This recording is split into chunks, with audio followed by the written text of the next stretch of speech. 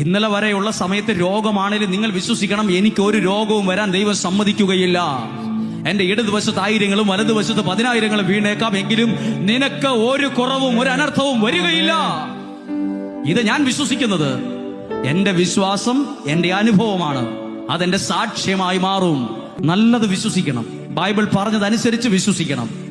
വിശ്വസിക്കുന്നത് നിങ്ങളുടെ ജീവിതത്തിൽ വരും. അത് എത്ര പ്രാവശ്യം പറയണമെന്ന് എനിക്ക് അറിയത്തില്ല, അത്രയും പ്രാവശ്യം പറഞ്ഞോണം. ഞാൻ അനുഗ്രഹിക്കപ്പെടും. ഞാനിത് പണ്ട് പറയുമായിരുന്നു, എനിക്ക് എന്നെ പോലും ഇഷ്ടമല്ലായിരുന്നു. അപ്പോൾ എന്നോട് അതൊരാൾ പറഞ്ഞു. ഞാൻ കണ്ണാടി നോക്കിയിട്ട് എന്നോട് തന്നെ പറഞ്ഞിട്ടുണ്ട്, എനിക്ക് നിന്നെ ഇഷ്ടമല്ല എന്ന്. ഞാൻ എന്നോടൊരാൾ ചോദിച്ചു, നിനക്ക് പോലും നിന്നെ ഇഷ്ടമില്ലേ? ആദ്യം നീ നിന്നെ സ്നേഹിക്ക്.